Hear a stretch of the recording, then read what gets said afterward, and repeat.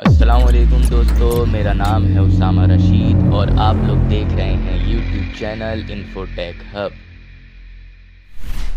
चंगेज़ खान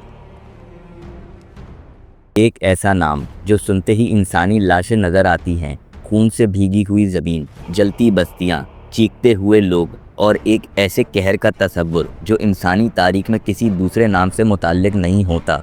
चंगेज़ खान एक ऐसा शख्स था जिसका मुकाबला जिस किसी ने भी करने की कोशिश की उसका अंजाम सिर्फ मौत था। जो ना सिर्फ जंग का उस्ताद था बल्कि एक ऐसी एम्पायर का बानी था जो तारीख में सबसे बड़ी समझी जाती है, जिसका नाम था मंगोल एम्पायर। चंगेज़ खान का असल नाम तैमुजिन था। उसकी पैदाइश 1162 में मंगोल के इलाके स्टेप में हुई, जहां जिंदगी सिर्फ दो चीज़ों का नाम थी, जंग और भूख। उसका बाप एक कबीले का सरदार था, लेकिन तकदीर ने कुछ और ही लिखा था। जब तैमुजिन सिर्फ 9 साल का था, उसके बाप को जहर देकर मार दिया गया और कबीले ने उसकी माँ और उनके बच्चों को अकेला छोड़ दिया। तैमुजिन और उसके घर वाले झाड़ियों की बीच, जंगल के जानवर और हत्ता के खुद के घोड़ों का खून पीकर जिंदा रहते थे। इसी हालत में तैमुजिन का बचपन गुजरा।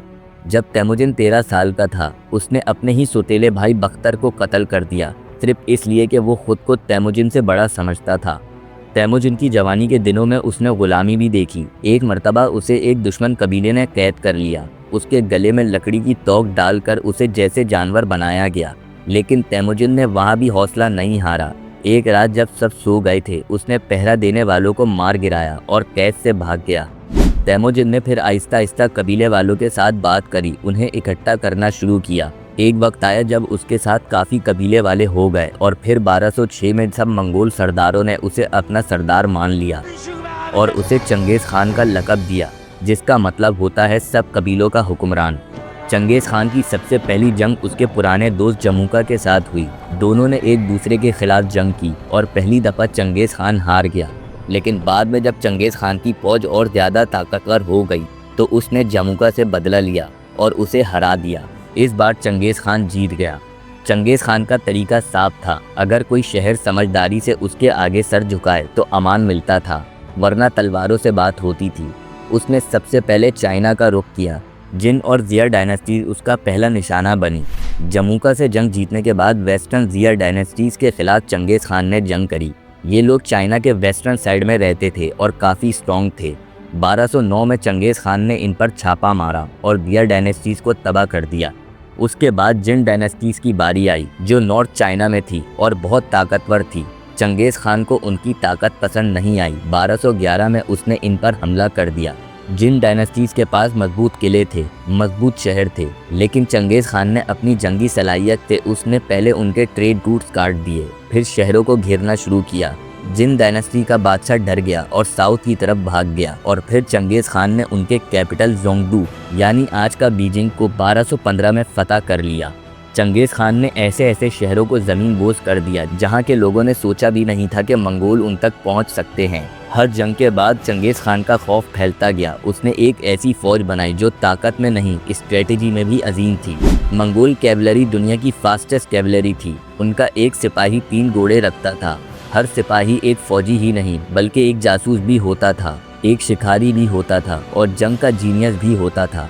चंगेज़ खान ने इन सब चीज़ों के बाद रुख किया मुसलमान दुनिया का। ख्वारिज़्म एम्पायर, जो उस वक्त एक स्ट्रॉन्ग इस्लामिक सल्तनत थी, उसका गवर्नर चंगेज़ खान के 2 ताजरों को कत्ल करवाता है। ये गलती उस गवर्नर की सबसे महंगी गलती साबित होती है। चंगेज़ खान ने 1209 में अपनी फ़ौज के साथ सेंट्रल एशिया पर हमला कर दिया। बुखारा, समरकंद, निशारपुर, हीरत, ये सब शहर उसके कहर के निशाना बने। कहा जाता है कि उसने एक शहर में लाखों लोगों को कत्ल करवाया और दरिया में इतनी लाशें फेंकी कि पानी का रंग ही बदल गया था।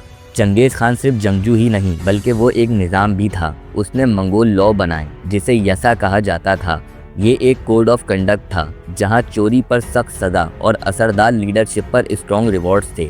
उसने रिलीजियस फ्रीडम दी और कम्युनिकेशन के लिए एक फास्ट कुरियर सिस्टम बनाया जिसे याम सिस्टम कहा गया। चंगेज़ खान की जंगों का सिलसिला रुकता ही नहीं था। Afghanistan, Iran, Russia, eastern Europe सब उसकी फ़ौजों के निशानों पर थे। 1221 तक उसका एम्पायर चाइना से लेकर कैस्पियन सी तक फैल गया था। उस वक्त उसकी फ़ौज दुनिया की सबसे पावरफुल फ़ौज बन चुकी थी। लेकिन चंगेज़ खान एक इंसान था और हर इंसान की तरह उसे भी मौत आनी थी। उसकी मौत 1227 में हुई, लेकिन उसकी डिटेल्स आज तक पूरी दुनिया को नहीं पता। कहा जाता है कि उसे घोड़े से गिरने के बाद चोट लगी थी और उसी चोट ने उसकी जान ले ली। लेकिन दूसरी रिवायत ये भी है कि उसे किसी दुश्मन ने शहीद कर दिया था, लेकिन मंगोल लोगों ने उसकी मौत को राज रखा। उसकी कब्र को छुपाने के लिए लोगों ने उसकी कब्र की तरफ जाने वाले तमाम रास्तों के लोगों को मार दिया, हत्ता कि जो लोग उसे दफनाने गए थे उन्हें भी कत्ल कर दिया गया था, ताकि चंगेज खान की कब्र एक राज ही रहे। आज तक चंगेज खान की असली कब्र नहीं मिल सकी, लेकिन उसका नाम हर हिस्टोरियन, हर मिलिट्री स्ट्रेटेजिस्ट और हर तारीख के स्टूडेंट के जहन में आज भी जिंदा है। अगर आप लोगों को हमारी ये वीडियो पसंद आई हो तो लाजमी हमारे चैनल को सब्सक्राइब कर दें। अभी के लिए हमें दें इजाज़त। अपना बहुत सारा ख्याल रखिएगा। अल्लाह हाफिज।